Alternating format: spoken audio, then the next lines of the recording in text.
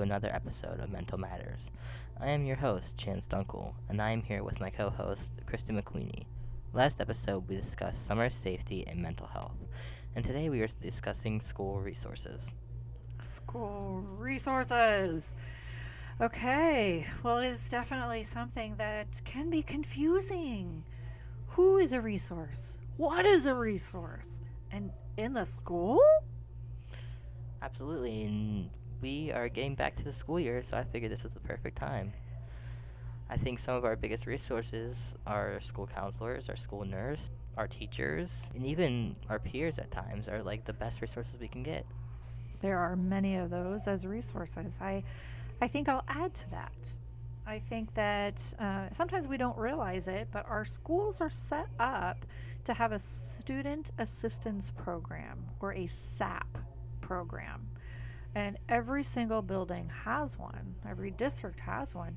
And unless you've used it, you may not know it's there. Sometimes it's the librarian, sometimes it's the tutor. Sometimes it's the football coach. It is. And there's a combination of individuals who get together and actually create a team to support the students. So it's not one individual. Yeah, I mean, I was actually part of the student assistance program in my high school freshman year, so I think my adult was the computer lab tech. So a perfect example. Yeah. So I know that individuals who are on the SAP program as the resource, the teachers, the staff, they most of the time are volunteering because they have an extra passion, they have an extra desire to be a little more supportive on the mental health parts of what's going on in the school, because they understand if we're not feeling it, we're not emotionally feeling balanced, we haven't met our basic needs, we can't learn. They want to see us succeed, and that's what every kid needs to hear. Absolutely. I would think that there'd be quite a few questions that people have about school resources. Can you think of any questions that may have come up? Well, do school therapists ever recommend seeking outside services? That's actually a really good question. I know from my own experience, I have an education as a school guidance counselor, and I'm not just a particular grade. Mine goes from kindergarten all the way through 12th grade. I have a what they call a praxis exam that was expected of me. So when I was done with my education, I had to do that. I had to take the test, and it had to teach me and learn about how to reach out to those external sources so that if we can't handle it in the school, we're brave enough and we're responsible enough to use our ethics and call and talk to family members. Call and make referrals to safe harbors or other mental health facilities so that we can support them. Honestly, I know a lot of students struggle with the thought of, oh no, my parents are going to be mad at me. So when you have that conversation of, okay, this is beyond my capabilities, I need to help you find further assistance, do you have that conversation with just the student, with just the parent, or do you have that conversation and bring them all together? So I would ask, well, it would depend. Here's how I would put that. First, I would want to tailor it so that it's person centered, it's student centered, and it would depend on how old the student was. Let's say we're talking about high schoolers. Okay. So if it's a high schooler and they're 14, 15, 16 years old in the state of Pennsylvania, they're old enough to designate and choose their own mental health providers. But I don't know too many people who are 14 and 15 and 16 that have cars and can just go drive to the therapist on their own. So they still need support. I think your best bet is to have a conversation with our students and say, what can you do on your own? And where are the barriers to getting that external help? Who might be able to help you? Who might we need to seek out as a resource to make sure we can get to those services on a regular basis? Okay, and if a student feels like they don't have the capability to explain that to their parents by themselves, would you step in? Like, do you know if other school therapists would step in and be like, okay, I can help you have this conversation, but you need to be part of it? Or would you make the student do it on their own? It would be based on what the student feels confident about doing. I would say the majority of the time, it is a collaboration Okay. with the school guidance counselor, the student, the caregiver. Sometimes they also want to have their favorite teacher be part of that conversation. And if that's what helps them feel confident in explaining themselves and getting that collaboration and getting to the services, absolutely. Let's rally the troops and figure it out. We don't have to do things alone. Hmm. And I know that a lot of students, once they feel comfortable and feel a connection with someone they can trust, they start to attach, and they don't always have boundaries. How can we build healthy boundaries with them? Boundaries can be very difficult to set in a school setting because we see people for so many hours a day. And so I think it becomes an important concept to use comfortable body language and be confident about what we're talking about, but also giving people their personal space. So knowing their limits Absolutely. and knowing your limits. Yes. And I think it becomes a matter of planning ahead. You know, hey, I'm not feeling well. I know the school counselor's in today. I'm going to go talk to the school guidance counselor. And then that guidance counselor has been, they're respectful. They talk kindly. They're using appropriate language. They're not putting down the student. They're saying, thanks for stopping in today. What can we do together? You know, how can we compromise about the things that are, troubling you? Is there anything we can compromise? Probably by listening to each other's emotions and understanding, I'm here and what you say stays here, but again, as long as you're not hurting yourself, hurting someone else, or someone's hurting you. And that's a very important part, Chance. It's important to have that discussion about what is safe and what isn't. And when it's not safe, what are the requirements of an adult that is a mandated reporter? How did we manage that in a safe way? Yeah. Well, I think a lot of students don't know what a mandated reporter is unless they are part of the system. So, can you explain what a mandated reporter is? Absolutely. So, in the state of Pennsylvania, a mandated reporter is an adult that works with underage children, anyone 18 or younger, and we are required by law to manage and maintain the environment that our children are in. So in this case, we're in a school. We've talked a lot about physical safety in a school, and there's emotional safety. There's plenty of things to be safe about. So if we know that something happened in the school, we're gonna have to make what they call a child line report, and we're gonna reach out that and and express, hey, this child is in peril. This child is having something happen that's unsafe. I'm not really sure what's happening, but can somebody go check it out? Can somebody go and be supportive to that individual in that environment? Just going off of that, say you had to make that call, and then the student comes to you the next day and says, Miss McQueenie, they came to my house last night, and after they left, my parents were really upset with me. And that can happen. That's why it's important to have respectful boundaries, that we understand there's a mandation that is required. We want to be able to talk with the youth beforehand and say, listen, I understand what you said was really hard. You just told me that you need help, that you're in a dangerous situation.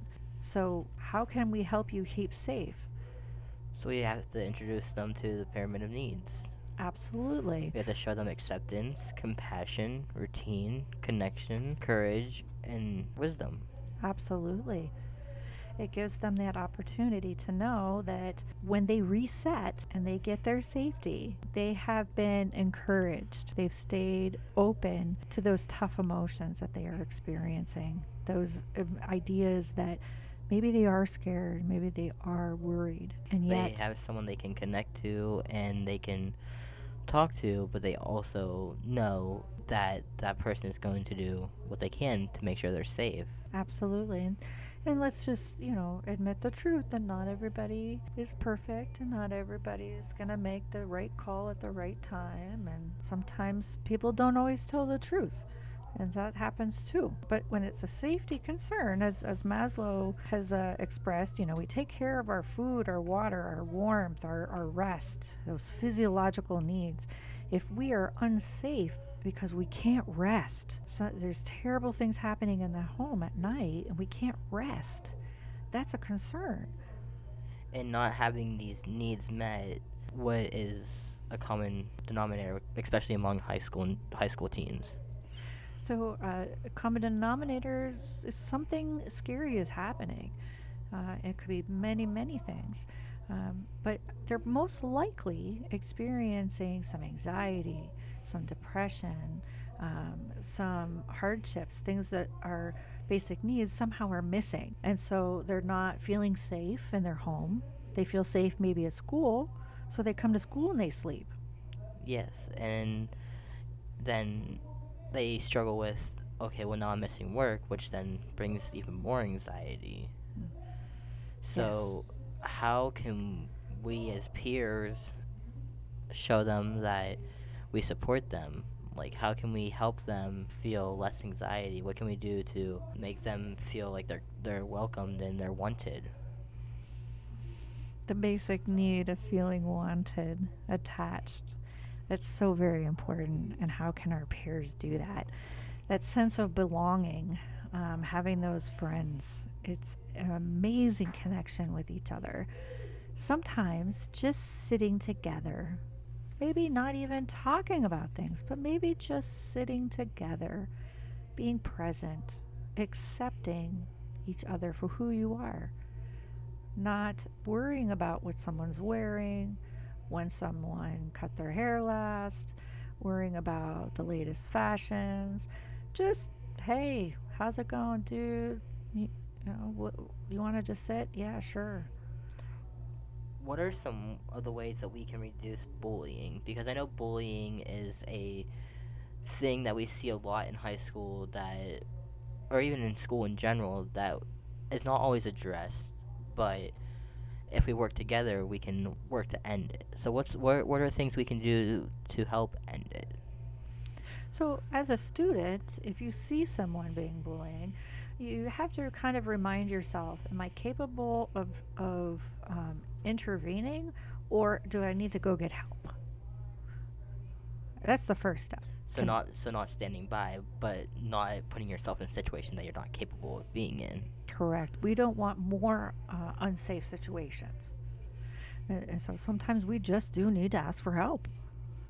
And once we get it, then there's another person to support us. Usually, So that a principal.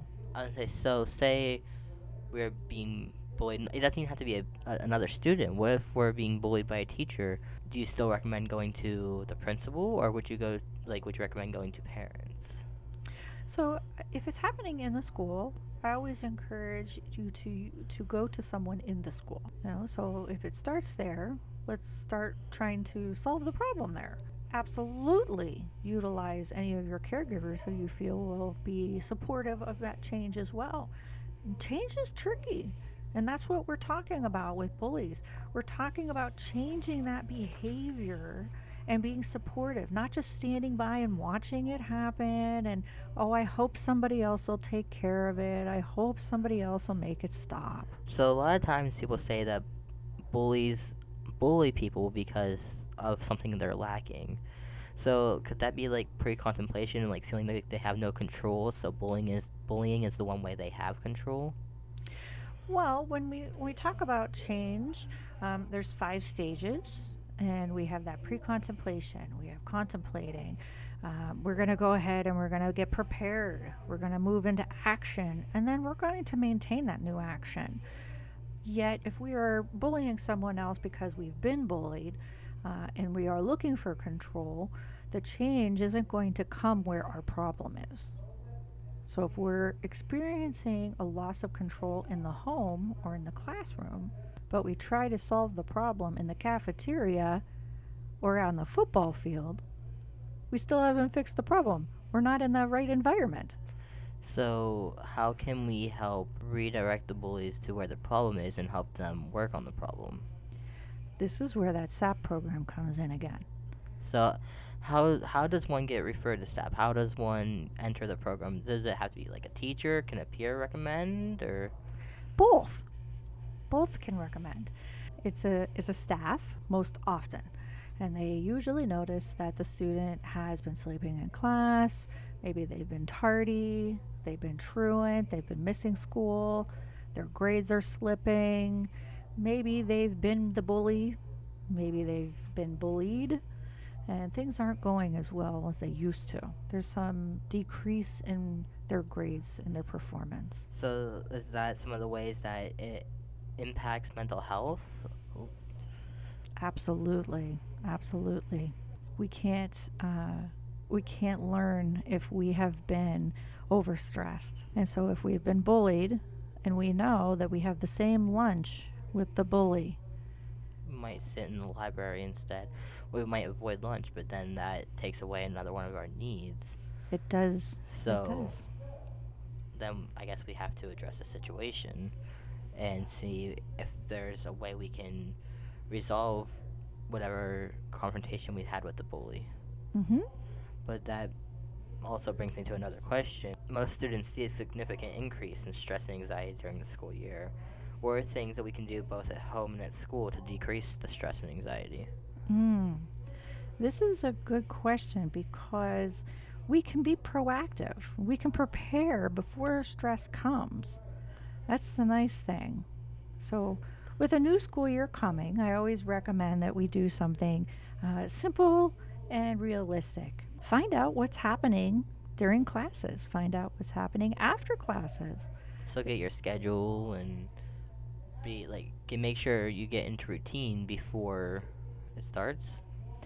That's what I encourage. See what you can participate in. When can you when would you recommend preparing or starting to get back in that school routine?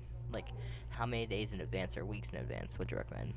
Those are good questions. Sometimes the sports activities will reach out ahead of time and say, this season is going to be starting in like a month. So if you want to participate, you need a physical. So go get a physical, talk to the school nurse and get a physical because then you can participate.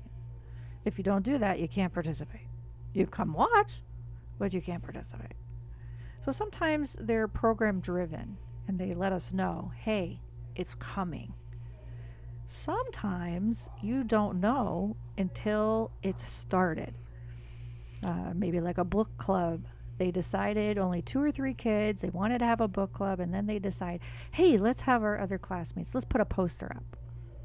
Okay, so how can staff members how can they inform the students? Like, is there a way we can encourage them to maybe send out an email reminding them, or because I know a lot of students forget that these things are going on when it's summertime and all they want to do is go to the pool or go to the beach or hang out with friends. So how can we remind them to keep that drive? So, a lot of schools are using their school websites and they're posting the football schedules, they're posting cheerleading auditions or tryouts, volleyballs, all kinds of things that they put on their school website. It's not just the school lunch menu. So there are other things on that school website that may be helpful. Another time is checking in with the school guidance counselor.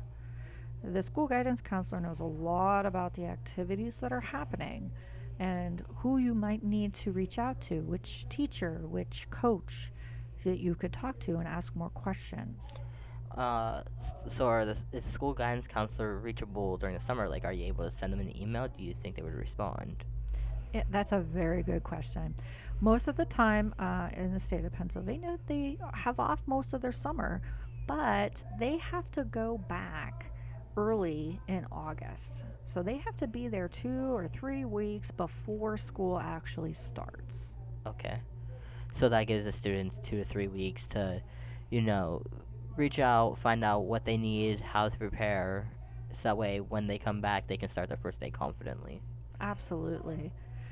And I know we're talking about some of these high school students, yet these are all resources that parents can use and connect with for those students who are younger siblings that maybe are in an elementary school. Yeah, so I know for my hometown they have a web page and they have a parent portal and stuff. Is that commonly known? Yeah, common knowledge stuff, huh? It's kind of hard. How do we make parents informed of how they can access these things? Because I know when I was a kid, I didn't give my mom my login for my grades. I know, right? Or we're like, no, mom, no, I don't know. They didn't give me that login yet. I don't know how to help you. Right, right. So how do we help parents be able to log in and be able to be in the know of what their kids are up to and how they can help their kids? Because a lot of parents, they want to help, but they don't know how to help. That's a real good question. I love it when we get together because you make me prick my brain. I love it. So, how can we tell parents what's going on? I How can we mean, keep them involved? do you think we could recommend to teachers to maybe send out an email or a phone call even? I mean, I know a lot of parents, at least in my when I was in high school and even middle school, they didn't check their emails. Yeah, So, emails. I don't think too many people check them anymore. I've noticed a lot of schools have gone to an automated phone call message. They use them sometimes to let us know, hey, today is a snow day. Please know that you will not have school, but we will resume the next day. what if we did like a beginning of the school year parent teacher conference, get to know your students' teachers? Mm. I think then that would give them the opportunity to receive the information, what's going to be going on, when it's going on, how you can check this. Hmm. I think sooner is better than later. Because you don't want to Huh? wait till the middle of the school year and find out your kid's failing, then you can't really do much to help. Yes. Now I'm going to age myself. I'm 50, and I graduated from high school in 1991. So my high school and middle school years were the 80s. We had really good clothes, amazing colors, very big hair, but no email. And I definitely would snag the snail mail from the mailbox so my parents wouldn't get stuff. So having that meeting at the beginning of the school year to let them know how to contact my teachers, that would have probably been really good. What about even maybe giving like each household a parent email? Mm, Because I know that like we give students emails and we give teachers emails and we even give board members emails. we But do. what if we gave each parent or each head of household a student email so that way they could get updates on all their students? Because if they have an email to check, a lot of people don't even have an email. So if they have an email to check, they might Mhm. be more driven to check it. That is true. And I'm going to play devil's advocate on this one. We have the barrier of technology. Sometimes we can't afford it. And so it's important to make sure that we're trying all kinds of different communications. Yeah, we could. I mean, I think even at times, at least when I was in school, I know my teacher would come to the house sometimes. Yes, that is something that can happen occasionally. It does. So if we can have teachers that come to houses, or we can, make phone calls, what's stopping us from giving the parents those resources? Mm. And that's a good question that, depending on the school district, the answer might be different. What is stopping us from getting this information? It may be that they don't have enough staff. There may not be someone to take it and get to all the parents. So could we get volunteers maybe? Ooh. Because I'm sure there would be someone out there who wants to see the kids succeed that would be willing to even just drop a piece of mail off at a home, Mm-hmm. or help sit at the office and make phone calls. I mean, I know I'd be willing to sit there and make phone calls with them. So that brings up a really good point. You're talking about bringing in that community into the school system. So if we look at another idea that's been out there for a while, A gentleman, Bronfenbrenner, came up with what he calls the ecological theory. And it's kind of like nesting eggs. So you have the individual or the student, the peer at the center. And in that microsystem, you have your principal, you have your school guidance counselor, the nurse, all the other individuals that are in that school. And it is constantly interacting. Teachers influence students, students influence each other, they influence what the principal allows for activities or new activities that are coming in the following year. It influences how many kids get hurt. If they're communicating well, the nurse, she's there, but she's not needing to bandage anybody up, thank goodness. But there's also levels that are pressing on the school, like the school board, the community, you as a neighbor, as a member of that community. And that's all influencing that school. So with being a part of what they call the exosystem, you're saying you would be willing to volunteer and give that information, make those phone calls. Absolutely. I mean, I'd be more than willing to do it, and I'm sure I could find other people who'd be willing to do it too. It's when I think of kids and I think of a community, it takes a village. I mean, I'm going through that right now with my siblings. There is five, six of us raising the three kiddos, and uh, it definitely takes a village. And I know all six of us would do anything to see the kids succeed. Mm-hmm. I know there's the football coaches and the baseball coaches, and even some of the police officers who want to see the kids succeed. Mm-hmm. So, So now you're talking about a personal feeling, a personal attitude. And Bronfenbrenner talked about that too. He mentioned that as the macro system. That whole community is that attitude and the feeling that we have, and what creates a safe feeling at school, an academically driven school, a confident school. It's not just the school spirit, it's about everybody working together. and that goes beyond school. If we all work together, we could all build each other up. We could all build each other to a success. But Mm. a lot of times we don't. We are so self-centered and focused on our own wants and our own needs and how we feel, and we don't sit to think and ask our neighbor, "How are you? Can I help you with anything? I see your lawn hasn't cut. Can I cut it for you?" Or I know you've been struggling. Can I pick up a few groceries for you? We don't think to do that. But if we took just 5 minutes out of our day to even just sit and have a conversation with our neighbor or our students or Mm-hmm. our peers, our kids, we could really build each other up. Absolutely. And one of the wonderful things that we've seen change in Erie school districts lately is the community school concept. And so there are several of the Erie City schools. I know Piper Burley, McKinley, uh, Iroquois Elementary. There are several schools that are participating in this program. And so even though maybe I have a way to help the school, but I know my neighbor doesn't like me, they don't want me on their lawn to mow it, or I know they need groceries, but they're not going to ask, I can let the school know, hey, I think this family might need some help. I'm going to stay out of it, but maybe you can reach out to my neighbor. And that school will reach out to the neighbor through that school community program. That's another resource for our families. So how can we share that resource with other schools? How can we open them up to exploring the possibility of adding that to their program? Yes, a community school is something that I would love to know a lot about, and I know a small amount.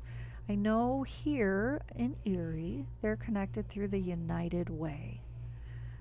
Call the United Way and ask them, how is that working? How is that happening? How can we connect? What do we need to do to be a community school? Another thing I wanted to discuss today, and it's just coming to me, and I think you brought it up earlier, actually, those feelings. There are a lot of feelings. There's primary feelings. There's secondary feelings. How do we play our feelings into this? How do we, how do feelings motivate us?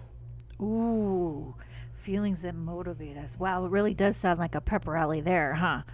Whoa, those were my favorite Fridays at school, right next to Pizza Friday. So, yes, we do. We need motivation.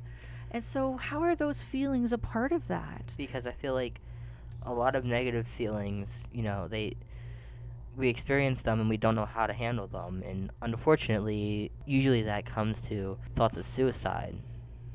20% of high schoolers report serious thoughts of suicide, and 9% attempt to take their lives. I mean, those numbers are high, and they're getting higher after the pandemic. You know, not being able to engage with others, those numbers shut up. So how can we play our feelings to help others, to help decrease thoughts of suicide, to help ourselves feel better? I could tell you the research is showing the less social media we have, the more likely we are to positively engage and have positive, happy feelings. So maybe start limiting social media. Start limiting our exposure to Facebook, Instagram, and maybe take that time that we're taking away from that and go to the park with a friend. Absolutely. But what are some feelings that we see when we interact with other people? Well, let's see. Just yesterday, I had a very nice interaction with a coworker. We laughed our took us off. It was a very good joke. I loved it. I laughed, really deep belly laugh. I was feeling so excited that somebody was feeling that they interrupted my busyness and that they gave me 2 minutes to laugh and to be joyful. And that was awesome. And I'm still thinking about it. It was yesterday, but I'm still thinking about it. And I think a lot of times we can feel more than one emotion at once, right? Absolutely. I So, agree with that. so say we're out at the park, you might be feeling peaceful and joyful, or even the opposite. You're stuck in a car on the side of the road. You might be feeling sad and scared. Correct. And so, if that is a park that you go to usually with your friend, it might have good memories, and that helps us have good feelings. But and also, can't you feel a good emotion and a bad emotion at the same time? Yes. Yes. So you might feel good about being there, building memories with your friends, but you might be sad or even anxious because of past memories. Correct. And I think sometimes what we've been seeing is that we have to decide where we're going to focus. Do we want to focus on the feeling that increases our scared feeling or anxious feelings, that makes it harder for us to think, make choices, keep ourselves safe? Or do we want to focus on the facts, the things that we see and we can identify that are truthful? Like the park closes at 8 o'clock. That's a fact. Okay, I'm not going to get anxious. I know I have until about 7:45, 7:50, and then I ought to be skedaddling and getting off the park. hmm Another thing I wanted to ask is, well, actually, I have two questions. One, how do we know the difference between primary and secondary emotions? Mm, And two, how do we know what emotion is, like, how do we embrace what emotion we're feeling rather than submissing it, pushing it away? How do we embrace it and accept it? So, acceptance is something that's going to take some practice. I don't care what age you are, you're going to need to practice that. As I said, I'm 50 years old, and some days I don't like my feelings because I know I'm going to get a stomach ache. So I have to decide, do I feel that the feeling I'm experiencing is complicated, or is it pretty straightforward? So a primary feeling is less complicated, it's much easier to understand. A secondary emotion represents what we've learned and our response to it. So, for example, if you have someone play a joke on you, You may be shocked, and that's your first response. I'm shocked. I'm scared. I wasn't expecting that. And then my secondary feeling is, well, I'm disappointed and I'm embarrassed. So that's my response to what the event was. So, sh- how do we know which of those emotions, though, are primary and which of them are secondary? Mm-hmm. Yeah, so primaries are less complicated, more straightforward. I'm angry. I'm sad. So, on this feeling chart I'm looking at here, primary emotions, they would be like the mad, sad, scared, joyful, powerful, peaceful, Absolutely. which Absolutely. means that secondary emotions are emotions like angry, confused, energetic, appreciated, thoughtful. You've got it. You've got it. So, basically, they're like descriptive words of the main emotion. That is well said. That Okay. is very well said. Yes, absolutely. Yep, it can be a positive emotion, it can be a negative emotion, but we're going to have something happen. Well, while we're here, I mean, is there anything else that you can think of that we would need to touch on about school resources or things we can find in the school? My greatest advice is don't stop asking questions. I believe there's no such thing as a stupid question. Not in my book. So, if you don't know something, you aren't sure, ask. Ask an adult. If you're not sure they gave you the right answer or they don't know, go ask another one. Yeah, I mean, eventually you're gonna come across someone who knows the answer you're looking for. Absolutely. Um, Something I just thought of. Do schools still have the school closet? Like, I know when I was in middle school, we had like a school store where if you were in need of clothes or even food, you could go there during your lunch or during your free period and you could get something from there. Every school district has something similar to what you're talking about, and I know the community schools have those in place. So is a resource that we hadn't talked about earlier today, but it is a tangible resource. I could go home knowing I've got the coat that fits properly. I've got the hat for the winter storm. And how can we help donate to those stores? How can we help replenish? Like, if we have extra, say I have 5 bags of clothes at home, am I allowed to drop them off at the school or do I have to take them to administrative office? I would encourage you to always call the school administrative office first and say, what is your policy? I have some donations. I don't need them. I thought maybe the students could use them. How should I go about this? Okay. Because every school district's different. And I don't want stuff sitting around my house that's not getting used. Mm-hmm. And I mean, if it's going to go to a better home, then we might as well make sure that the students that need it get it, right? Absolutely. And I have to admit, I do this frequently. I crochet. I love it. I love the crochet. I love crocheting. I can make a crocheted hat in about 2 hours. And so I will crochet a hat. And I now have in a bag probably 30 hats and a couple of scarves. So maybe that's something people can consider too. People who love arts and crafts, they can consider crocheting hats for the students for wintertime. Absolutely. Call them. Ask where you can drop them off. There's always a program, there's always something. This was great. This is another great episode. So many resources, Chance. So many. Well, I hope you all be good, be safe, and we'll see you in the next episode. Have a good one.